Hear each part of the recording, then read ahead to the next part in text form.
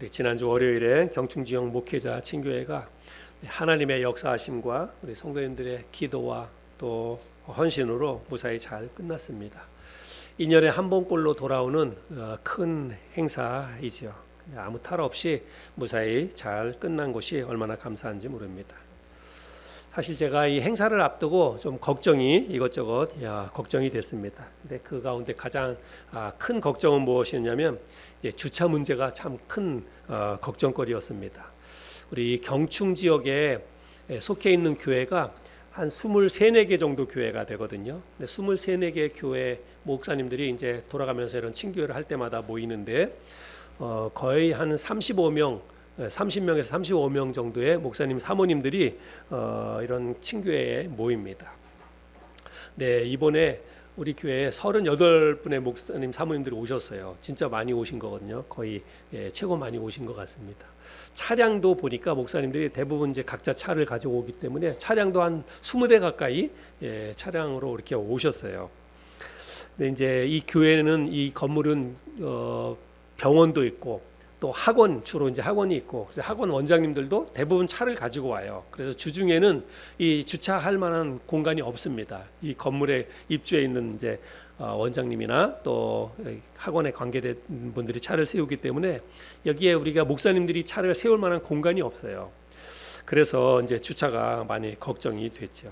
그래서 걱정하다가 제가 생각한 게 가까이에 이제 보정 성당이 있으니까 성당에 가서 한번 도움을 구해봐야 되겠다. 근데 성당은 뭐 크고 넓고 거기 보니까 뭐 성당이 그만큼 규모가 크니까 주차장도 이제 안 가봤지만 주차장도 꽤 넓겠다 이런 생각을 했고 그리고 저희가 행사하는 게 이제 월요일 날이고 뭐 하루 종일 쓰는 것도 아니고 오전에 한 10시 반부터 12시 반까지 한 2시간 정도만 쓰면 되니까 그래서 제가 협조 공문을 만들어 가지고 음료수도 한 박스 사서 가지고 한번 갔습니다. 그 한 일주일 정도 앞두고 가서 이제 이러이러한 상황이 있으니까 한번 주차를 좀 도와주시면 좋겠다 해가지고 그렇게 얘기하려고 이제 갔어요. 근데 로비에 이제 그 남자분하고 여자분 한 분이 앉아 있었는데 갔더니 이제 남자분에게 얘기하라 그래서 남자분에게 갔는데 제가 보기엔 이제 신부님처럼 보였어요. 뭐 인상도 좋고 그래서 이제 조금 설명을 좀 드렸습니다. 여차여차해서 이렇게 주차 문제 때문에 어려워서 행사가 있어서 그러는데 한 2시간 정도만 차량 한 10대 정도만 이렇게 좀 협조할 수 있겠는가 물어봤더니 한마디로 안 된다는 거예요. 그래서 뭐 이런저런 뭐 이유도 없이 그리고 뭐 어떤 행사인지 뭐 어디서 왔는지 이런 거 묻지도 않고 그냥 안 된다는 거예요. 조금 빈정이 상했어요. 성당에서 왜 이렇게 야박할까? 뭐 특별히 안 될 만한 그런 특별한 뭐가 이유가 있는 걸까? 이런 생각을 했는데 제가 보니까 나중에 끝나고 나서 제가 성당에 대해서 이렇게 확인해 봤어요. 성당에서 뭐 월요일 날 뭐 행사가 있나? 근데 성당에서 월요일 날 새벽에 미사가 있더라고요. 6시 반에.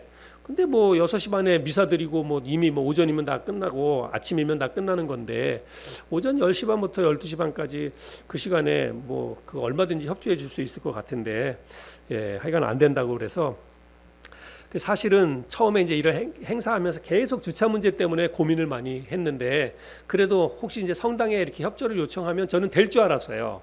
그 정도는 뭐 얼마든지 지역에 성당에서 그 정도는 해줄 수 있을 거다 이런 생각을 하고 조금 마음을 조금 놓고 있었는데 안 된다 그러니까 너무 낙심이 되고 또 그때부터 참 걱정이 많이 됐습니다. 많은 목사님들 사모님들 오셔서 이 주택단지에서 주차를 못 해가지고 막 고생하고 그러면 얼마나 이게 좀 난감합니까?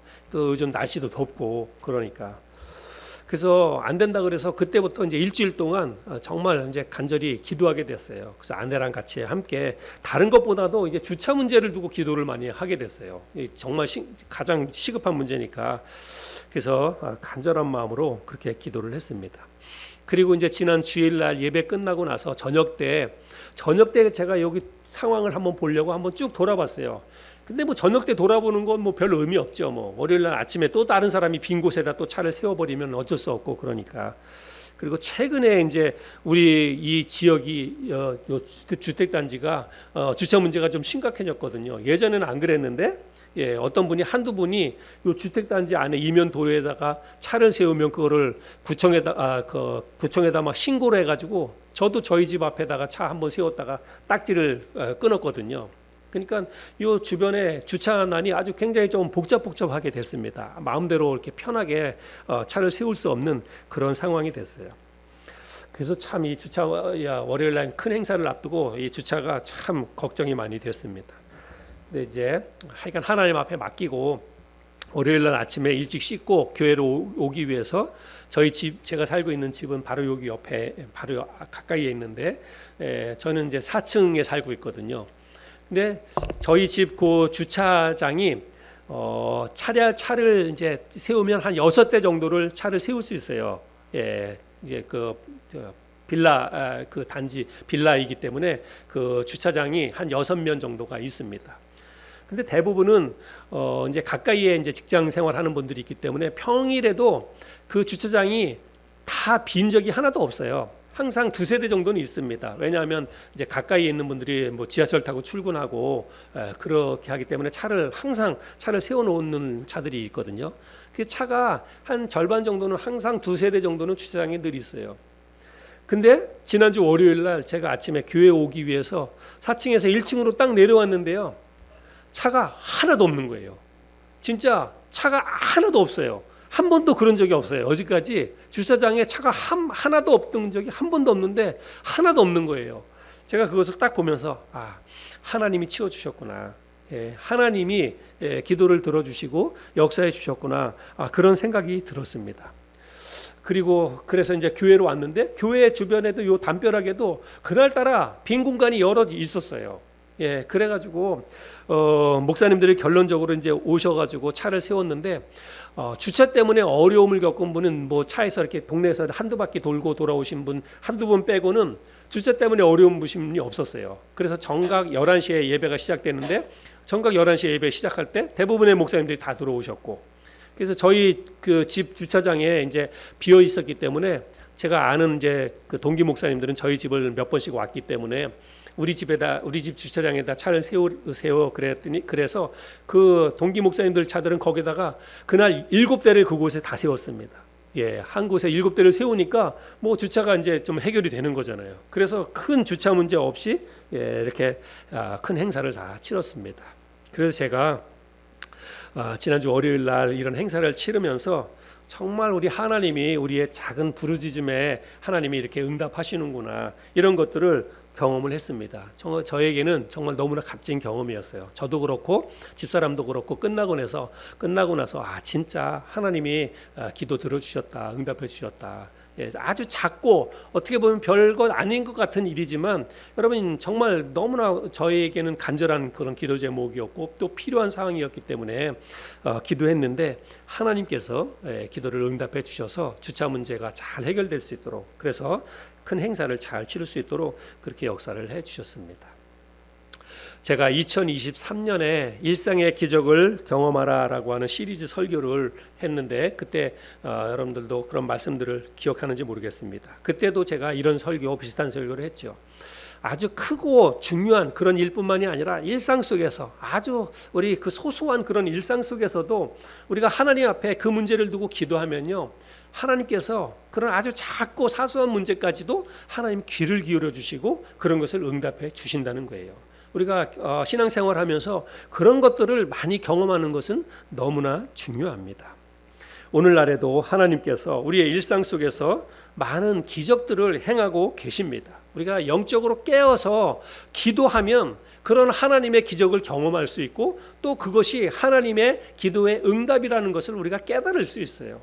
그러나 우리가 기도하지 않고 그냥 지나쳐버리면 하나님의 역사하심을 우리가 경험할 수 없어요. 그거를 느낄 수가 없다라고 하는 것입니다. 사실 뭐 어쩌면 주차 같은 것은 우리에게 그렇게 크고 중요한 문제가 아닐 수 있습니다. 그것보다 크고 중요한 문제가 우리의 삶 속에서 얼마나 더 많이 있습니까?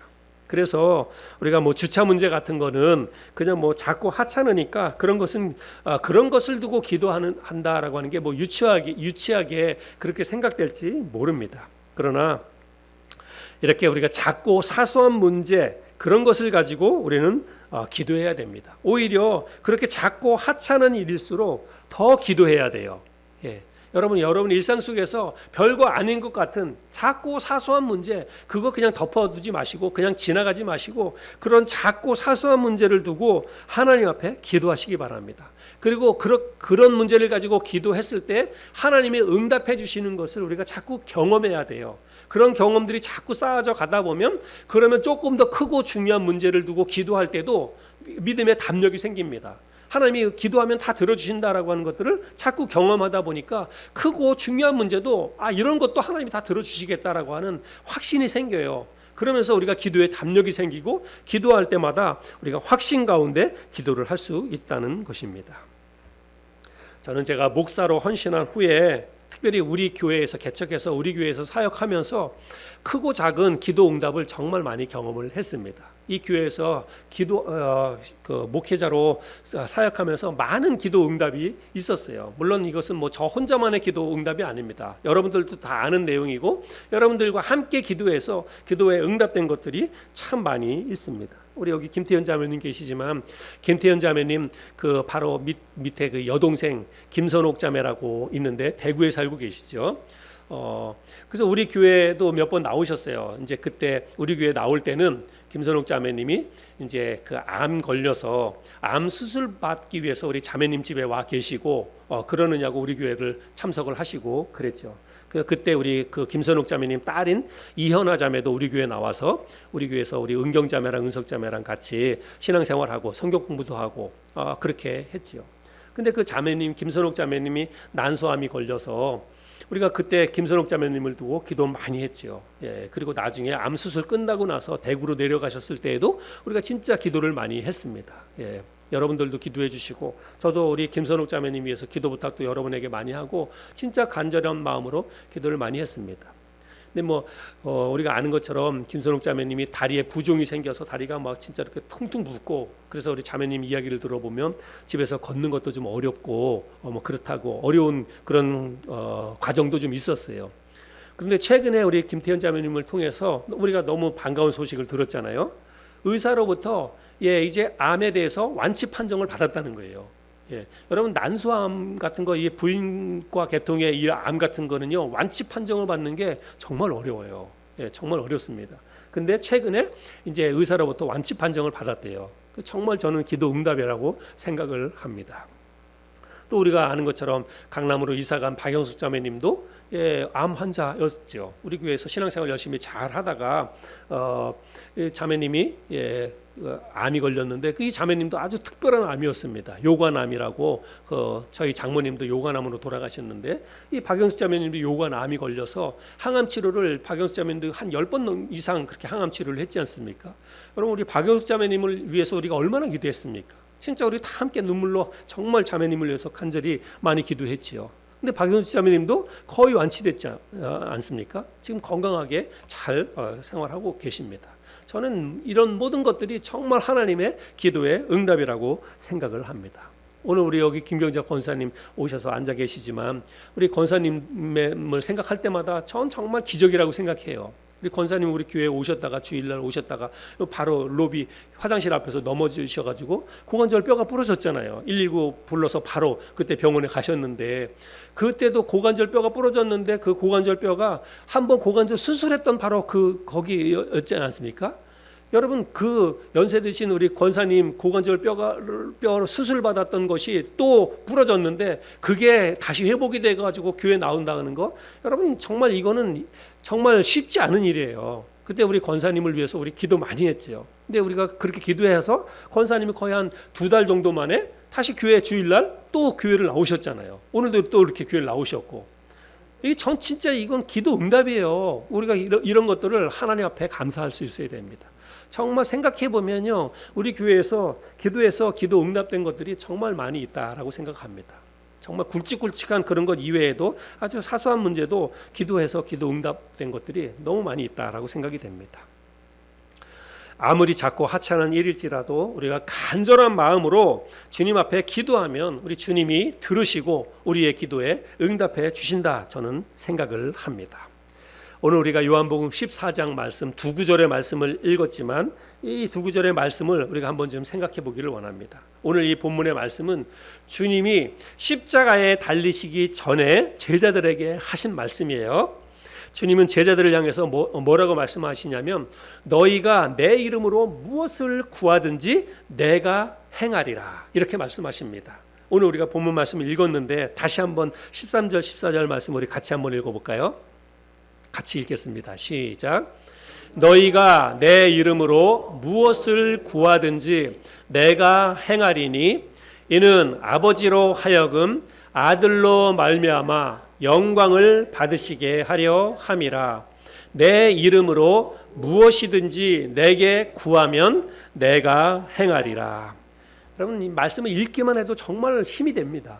이거 주님이 제자들에게 하신 말씀이에요. 너희가 내 이름으로 무엇이든지 구하면 내가 행하리라. 내가 이루어 주겠다. 이렇게 약속을 하고 있습니다.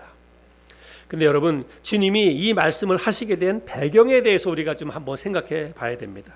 주님이 한날 제자들에게 뭐라고 말씀하시냐면 제자들을 다 모아놓고 뭐라고 말씀하시냐면 지금은 내가 너희와 함께 있지만 이제 얼마 있지 않으면 너희들이 나를 볼 수 없을 것이다 이렇게 말씀을 하세요. 그러니까 주님은 주님의 머릿속에는 이제 곧 십자가의 그 어떤 구속 사역을 주님이 생각하시는 것입니다. 그래서 이제 제자를 남겨둘 이 땅을 살아가야 될 제자들을 생각하면서 지금은 내가 너희와 함께 있지만 이제 곧 내가 너희를 떠나서 너희는 나를 볼 수 없게 될 것이다 이렇게 이야기를 합니다. 주님이 이렇게 말씀을 하시니까 바로 베드로가 주님께 물어봅니다. 뭐라고 베드로가 이야기하냐면 쿼바디스 도미네, 그 유명한 쿼바디스 도미네, 주님 어디로 가시려 하나이까 이렇게 주님께 물어요. 주님이 이제 너희가 나를 볼 수 없겠다라고 얘기하니까 주님 어디로 가시는데 우리가 주님을 볼 수 없다고 이야기하십니까? 그렇게 이야기하죠. 그러면서 베드로가 뭐라고 얘기하냐면 주님 나는 목숨까지라도 주님과 함께 버릴 작정이 마음에 각오가 되어 있습니다. 주님이 어디로 가시든지 나는 주님과 끝까지 함께 따라가겠습니다. 베드로가 그렇게 대답을 하지요. 그러니까 주님께서 베드로를 향해서 뭐라고 말씀하시냐면 네가 나를 위해서 목숨을 버리겠느냐? 오늘 새벽닭이 울기 전에 네가 나를 3번 부인하게 될 것이다. 이렇게 이야기를 합니다. 그날 베드로뿐만이 아니라 다른 모든 제자들도 주님이 자기들 곁을 떠날 것이다 이런 말을 듣고요 그야말로 멘붕이 왔습니다. 주님이 그동안 제자들과 함께 다니면서 얼마나 많은 이적 기사를 행했습니까? 배고플 때 다 먹여주시고 5,000명도 먹여주시고 그들이 보는 앞에서 모든 그 병든 자들을 다 고쳐주시고 그런 주님을 믿고 따라가고 그런 주님 앞에 선택받아서 12명의 제자가 되었다는 게 이 제자들에게는 얼마나 큰 자부심이었고 얼마나 큰 영광이었겠습니까? 그렇게 주님과 함께 다닐 때는 아무 무서운 게 없었을 거예요. 두려움이 없었을 것입니다. 그렇게 주님과 함께 다니는 것이 얼마나 행복하고 좋았겠어요. 그렇죠? 그런데 갑자기 주님이 이제 지금은 내가 너희들과 함께 있지만 이제 곧 너희들은 나를 볼 수 없을 것이다 이렇게 이야기하니까 자기들을 떠난다는 거 아니에요? 그러니까 갑자기 이 제자들이 멘붕이 왔습니다. 그렇게 멘붕이 와서 낙심 가운데 빠져있던 제자들을 향해서 주님이 오늘 이 본문의 말씀을 우리가 읽었던 이 본문의 말씀을 하신 거예요. 그러니까 이 말의 뜻은 뭐냐면 내가 없더라도 너희들 눈앞에서 내가 사라지더라도 걱정하지 말아라. 내 이름으로 너희들이 무엇을 구하든지 내가 다 들어주겠다. 다 행하리라. 이렇게 말씀하셨다는 사실입니다. 주님이 이 말씀하시고 며칠 지나지 않아서 실제로 주님이 십자가에 달려 돌아가셨습니다. 어쩌면 대부분의 이제 제자들은 이제 모든 게 끝났다라고 생각했을지 모릅니다. 내 이름으로 무엇이든지 구하라. 그러면 내가 다 이루어주겠다라고 하신 주님의 말씀도 제자들은 까마득하게 잊어버렸을 거예요. 왜냐하면 주님이 살아계실 때는 그 말씀이 믿어지겠지만 주님이 이제 십자가에 달려서 처참하게 십자가에 달려 돌아가셨잖아요. 이제 주님이 돌아가셨으니까 그 제자들의 입장에서는 이제 모든 게 다 끝나버렸다라고 생각을 했을 것입니다. 방금 며칠 전에 주님이 너희들 눈앞에서 내가 보이지 않더라도 걱정하지 말아라. 내 이름으로 무엇이든지 구하면 내가 다 행하리라 라고 말씀하셨지만 그 말씀을 기억하겠습니까? 주님이 십자가에 달려 돌아가시고 이제 안 계시는데. 그러나 여러분, 주님이 부활하시고 나서 꼭 50일 만에 그들에게 놀라운 일이 벌어지게 되었습니다. 그들에게 성령이 임했습니다. 주님은요, 주님이 부활하시고 난 다음에 주님이 제자들에게 이런 말씀하셨어요. 내가 떠나가면, 주님이 살아계실 때 이런 말씀하셨습니다. 내가 떠나가면 하나님이 너희에게 또 다른 보혜사를 보내주실 것인데 그 보혜사 성령님은 너희들과 늘 함께 있을 것이다. 이런 말씀을 하셨어요. 같은 요한복음 14장에서. 자, 이번에는 요한복음 14장 16절부터 20절까지를 제가 한번 읽어보겠습니다. 16절부터 20절. 그 다음에 없나요? 16절부터 20절. 네.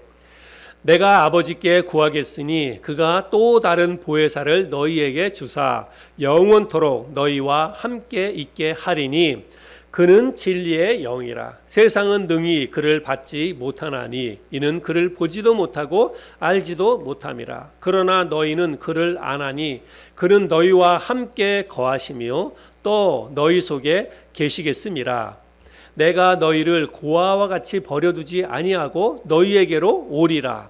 조금 있으면 세상은 다시 나를 보지 못할 것이로되 너희는 나를 보리니 이는 내가 살아있고 너희도 살아있겠음이라. 그 날에는 내가 아버지 안에 너희가 내 안에 내가 너희 안에 있는 것을 너희가 알리라. 여러분, 이 말씀을 여러분 자세히 잘 우리가 생각하면서 이 말씀을 읽어야 됩니다. 18절에 보면 주님이 뭐라고 말씀하시냐면 내가 너희를 고아와 같이 버려두지 아니하고 너희에게로 뭐 한다고요? 다시 오리라. 이렇게 이야기했습니다. 그리고 나서 20절에 보면 19절에 조금 있으면 세상은 다시 나를 보지 못할 것이로되 너희는 나를 보리니 이는 내가 살아있고 너희도 살아있겠습니다. 그래서 주님께서 이제 내가 너희들을 떠나가면 너희 실제로는 눈앞에서 보이지 않는 거예요. 그런데 주님께서 그런 일이 있기 전에 뭐라 그러냐면 보혜사 성령님이 이 땅에 다시 오실 것이다. 그리고 너희는 나를 다시 보게 될 것이다. 이렇게 이야기했습니다. 그리고 그 다음부터는 항상 내가 너희를 떠나지 아니하고 너희가 내 안에 있을 것이다. 이렇게 말씀을 하고 계시는데 여러분, 이 말씀에 의하면 주님께서 보내주시겠다라고 했던 이 성령님이 바로 우리 주님이시다라고 하는 것입니다. 주님이 곧 성령님이시다라고 하는 거예요. 그래서 우리가 하나님 아버지와 그리고 그 아들 예수 그리스도와 성령님이 하나다. 우리가 삼위일체 하나님에 대해서 얘기하는데 우리 주님께서 이 말씀을 통해서 그런 말씀을 지금 하고 계십니다. 그래서 조금 있으면 세상은 다시 나를 보지 못할 것이로되 너희는 나를 볼 것이다. 이렇게 얘기하잖아요. 이 말이 뭐냐면 성령을 통해서 나를 볼 것이다. 지금 그렇게 주님이 말씀을 하고 계시는 것입니다. 그래서 오순절날 불에 혀같이 갈라지는 그런 가시적인 성령이 제자들에게 임했지요. 그래서 제자들이 성령이 임한 그 이후에 제자들에게 어떤 일이 일어났는지, 제자들이 어떤 일을 행했는지 우리가 사도행전 말씀을 통해서 잘 알지요. 어느 날 갑자기 제자들이 한 번도 배우지 못했던 다른 나라 말을 막 하는 거예요. 그래서 다른 나라 말을 하면서 다른 나라 사람들에게 그 이야기를 해주고 하나님의 말씀을 가르치고 그래서 방언을 행하는 그런 능력을 받았고 또 예수님이 계실 때에는 예수님이 직접 귀신 들린 사람에게서 귀신을 내어 쫓았는데 예수님이 안 계실 때는 제자들이 그런 일을 했다는 거예요. 제자들이 직접 귀신을 내쫓고 각종 병든 자를 고치는 일들이 제자들의 삶을 통해서 나타났습니다. 그래서 여러분 베드로와 요한은 우리가 아는 것처럼 심지어 베드로와 요한은 한 번도 태어나서 한 번도 걸어본 적이 없었던 안진뱅이를 벌떡 일으켜 걷게 하지 않습니까? 그 안진뱅이를 향해서 베드로와 요한이 걸어가면서 뭐라고 얘기하냐면 금과 은은 내게 없지만 나사렛 예수 그리스도의 이름으로 명하노니 일어나 걸어라. 그랬더니 그 사람이 벌떡 일어나 걷지 않습니까?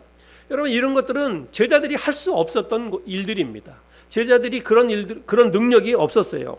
그러나 주님의 이름으로 무엇을 구하든지 내가 행하리라. 주님이 약속하셨는데 제자들이 예수님의 이름으로 일어나 걸으라 이렇게 이야기하니까 예수님이 행했던 그런 일들이 제자들의 삶을 통해서 나타났다는 거예요.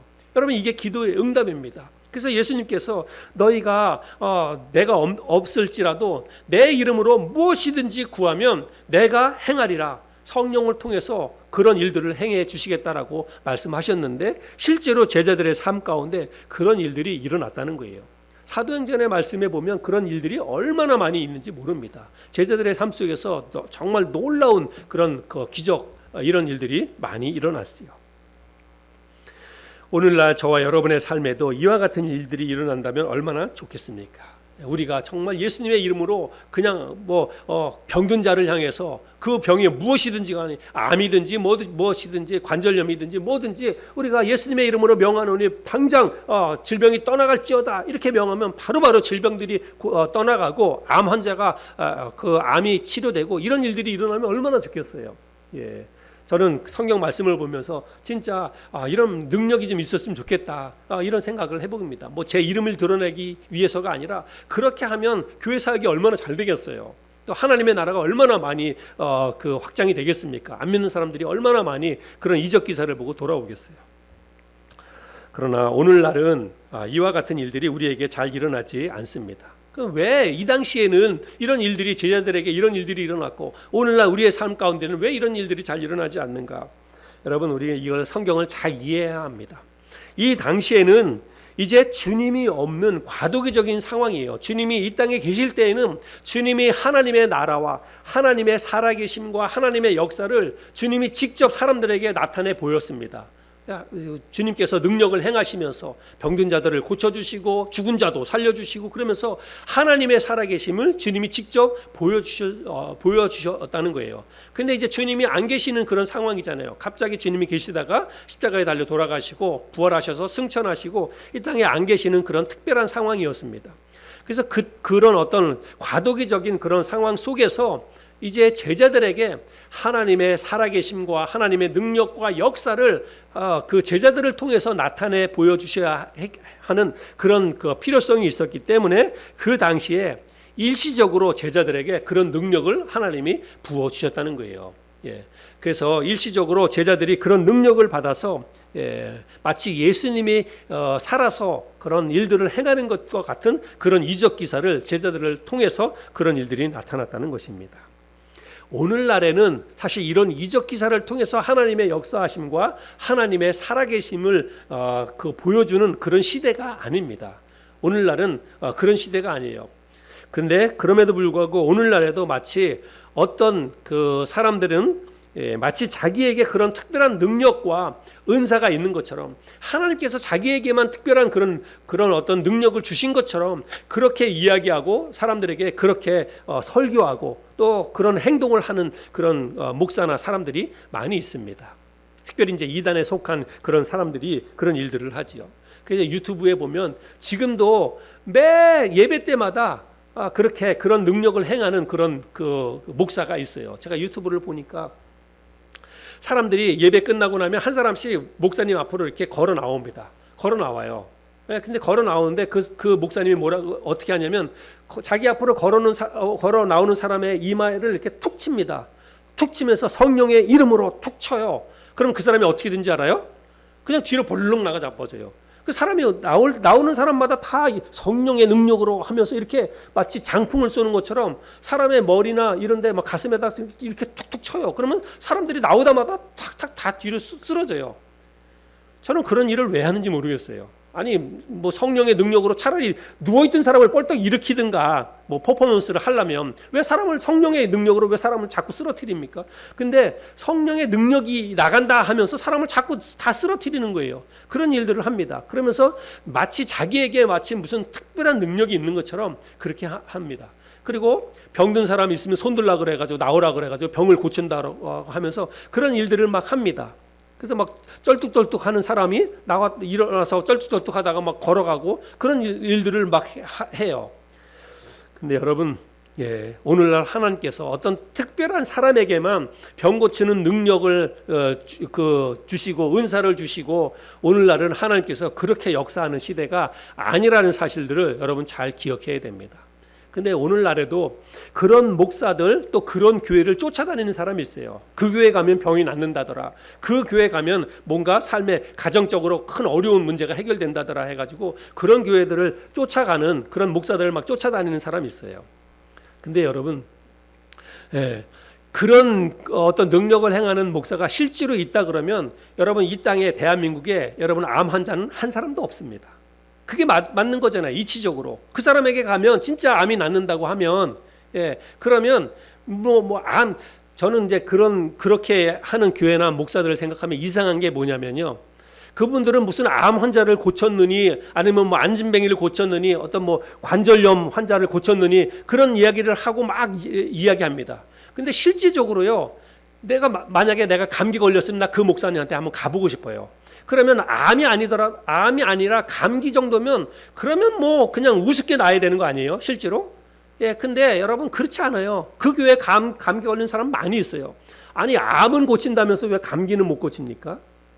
감기는 그 자리에서 바로바로 나야 되잖아요. 감기에 걸려가지고 몸살 앓는 사람이 만약에 그 저녁 때 그 교회 가면 그 목사님 기도해주면 바로 그 자리에서 나야 되는 거잖아요.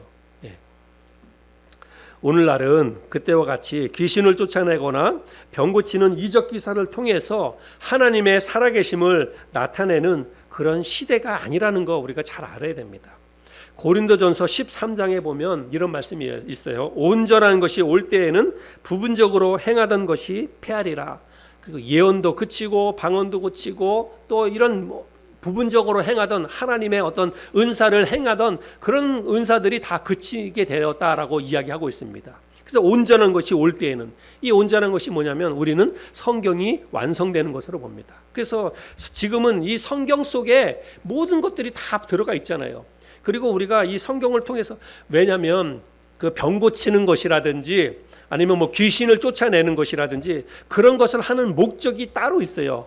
물론 그 사람이 귀신이 걸리고 병든 사람이 그 어떤 병 고치는 것이라든지 귀신 들린 것이 그 사람에게 있어서는 어떤 간절한 필요이고 또 해결돼야 될 문제이기 때문에 이런 것들을 고쳐주시기도 하지만 그것을 통해서 하나님이 하시고자 하는 일은 뭐냐면 이 땅에 하나님의 나라가 확장되는 거예요. 하나님의 영광을 드러내는 것이고 그 일을 통해서 사람들이 하나님이 살아계시는 것을 그 사람이 확신하도록 그 사람이 믿게 하기 위해서 그런 병을 고쳐주시는 거거든요. 근데 오늘날에는 그런 병 고치는 것을 통해서가 아니라 하나님의 살아계심과 하나님의 역사를 우리가 이 성경을 통해서 얼마든지 우리가 믿고 확인할 수 있기 때문에 그래서 오늘날에는 이런 이적 기사를 통해서 역사하는 시대가 아니라는 것입니다. 그러나 그럼에도 불구하고 우리는 오늘 본문 말씀을 우리의 마음속에 잘 새기고 실제로 우리의 삶에 적용할 수 있어야 됩니다. 왜냐하면 오늘 이 본문 말씀은 그 당시에 제자들에게만 해당되는 말씀이 아니기 때문에 그렇습니다. 오늘 이 말씀 우리가 읽었던 요한복음 14장 13절 14절 내 이름으로 무엇이든지 구하면 내가 행하리라 주님이 하셨던 이 말씀은요 오늘 우리에게도 해당되는 말씀이고 오늘 우리에게도 일어날 수 있는 그런 말씀입니다. 이게 우리 주님이 하신 말씀이잖아요. 주님이 이 말씀을 하신 것은 그 당시에 자기들 앞에 있었던 제자들에게만 하신 말씀이 아니에요. 오늘 이 땅에 살고 있는 모든 사람들 성경이 하나님의 말씀이라고 진리의 말씀이라고 믿는 모든 사람들에게 다 해당되는 말씀이고 다 이루어질 말씀이라는 사실입니다. 그래서 오늘 이 말씀에 보면 우리 예수 믿고 구원받은 모든 사람들 안에는 지금 다 우리 주님이 계시잖아요. 우리가 예수님을 마음속에 영접했을 때 주님이 우리 안에 들어오셨는데 우리가 그 주님이 보혜사 성령님의 그 형태로 우리의 마음속에 계십니다. 그래서 예수 믿는 모든 사람들 마음속에는 보혜사 성령님이 계세요. 성령님, 보혜사 성령이라고 하는 이 말의 뜻은요, 보혜사라고 하는 뜻이 파라클레토스라고 하는 단어인데 이 말은요, 파라라고 하는 것은 곁에라고 하는 뜻이고 클레토스라고 하는 말은 클레어라고 하는 동사에서 나왔는데 부르다라고 하는 뜻입니다.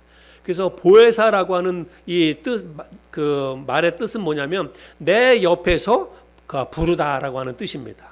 그래서 내 옆에서 나를 대신해서 간구하는 분, 하나님 앞에 부르짖는 분, 기도하는 분, 이게 성령님의 이 그 뜻입니다. 그래서 성령님이라고 하는 것은, 성령님은 우리를 대신해서 우리의 필요를 하나님 앞에 대신 아뢰는 분이 바로 성령님이라고 하는 거예요. 그래서 여러분, 우리보다 우리의 필요를 더 깊이 알고 계시고 또 더 정확히 알고 계시는 분이 바로 우리가 믿고 섬기는 우리 안에 계시는 성령님이시라는 것입니다. 여러분, 이런 성령님이 여러분 안에 계시는 것을 확신하시고 그 성령님을 의지해서 여러분 기도할 수 있기를 바랍니다. 그러면 주님께서 여러분의 기도를 응답해 주십니다. 내 이름으로 무엇을 구하든지 내가 행하리라. 우리 주님이 그렇게 약속하셨잖아요. 이 약속의 말씀을 붙잡고 하나님 앞에 여러분 기도할 수 있기를 바랍니다.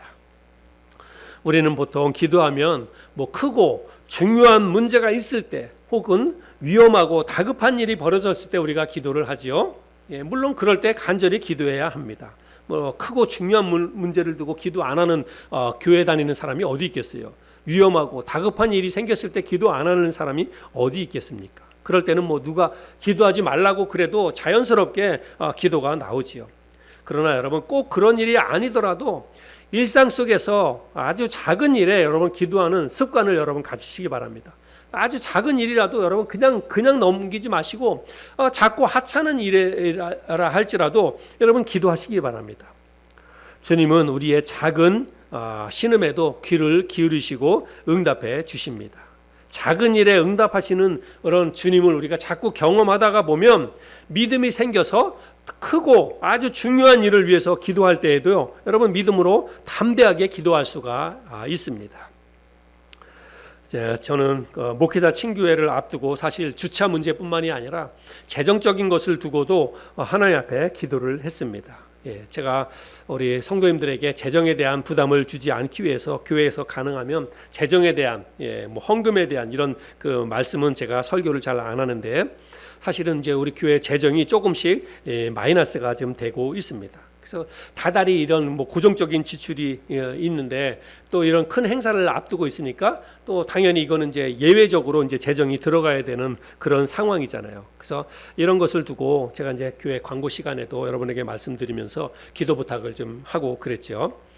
근데 이번에 이런 행사를 치르면서 하나님께서 큰 행사를 치르면서도 놀랍게 재정적인 부분을 채워 주셨습니다. 제가 앞부분에 말씀드렸는데 38분의 목사님이 참석을 하셨잖아요. 그 대부분의 분들이 몇 분 빼고는 다 참석을 하셨습니다. 그래서 제가 처음에 이제 그 목회자 친교회를 앞두고 대략 이번 행사에 한 60~70만 원 정도 돈이 들어갈 것이다. 식사하고 뭐 커피값하고 생각해가지고 그 정도로 생각을 했거든요. 근데 이번에 이제 행사를 치르고 나서 보니까 거의 한 100만 원 정도가 들어갔습니다. 생각보다 훨씬 더 많은 분들이 오셨고 또 그러다 보니까 많은 재정 지출이 있었습니다. 그런데 하나님이 우리 성도님들의 기도와 또 성도님들의 헌신과 또 드림을 통해서 거의 100만 원 가량 이렇게 돈이 들어갔는데 그보다 더 많이 채워 주셨어요.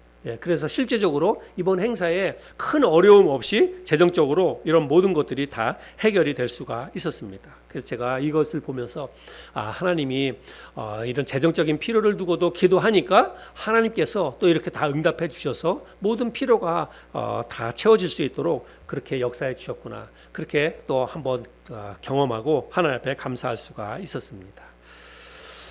그리고 그 목회자 친구회가 끝나고 나서 지난 주중에 또 특별한 그런 그 사건이 있었는데요.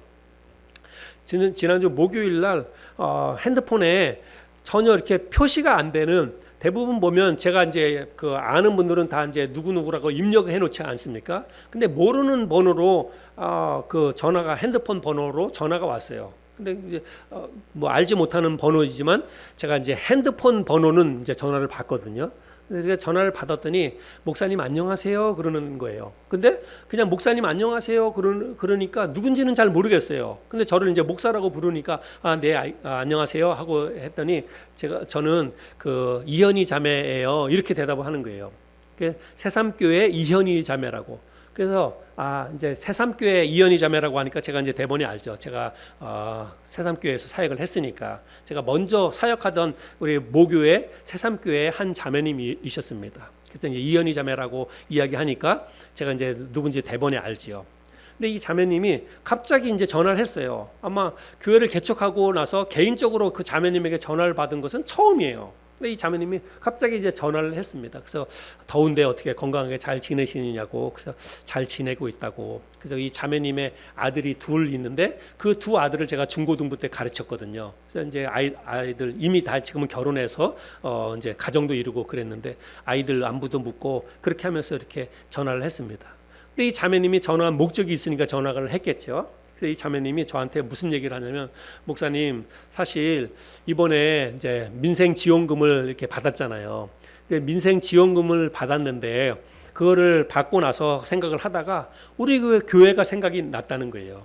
그래서 우리 교회가 생각이 나서 자기가 개인적으로 받은 민생 지원금을 목사님 교회에 헌금을 하고 싶어서 목사님 전화를 했습니다. 그러면서 목사님 교회 계좌번호 좀 가르쳐 주세요. 그렇게 얘기를 하시는 거예요.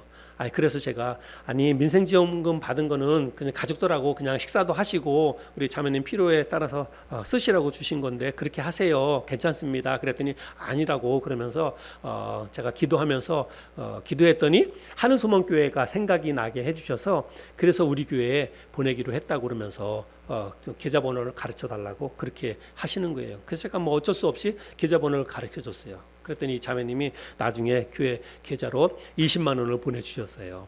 자기에게 받은 그 민생지원금을 우리 교회에 보내주신 것입니다.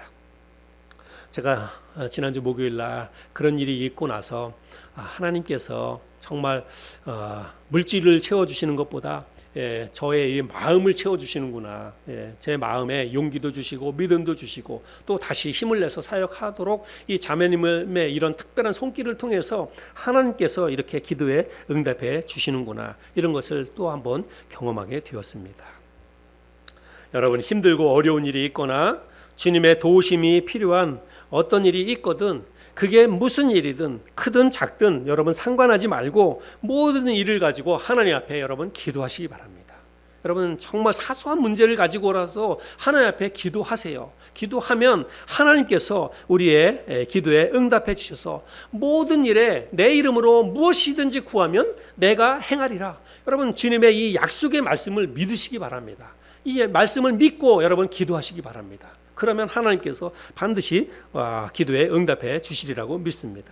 주님께서는요 아주 특별한 방법을 통해서 우리의 문제를 해결해 주십니다. 아침 일찍 저희 집에 주차장의 모든 차를 다 치워주셨던 것처럼 우리의 모든 문제를 주님께서 깨끗이 치워주시리라고 믿습니다.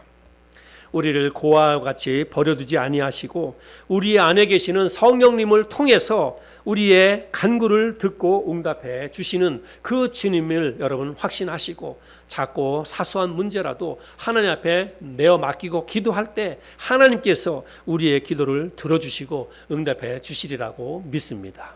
이러한 믿음을 가지고 여러분의 삶의 문제를 가지고 간절히 기도하고 또 기도의 응답을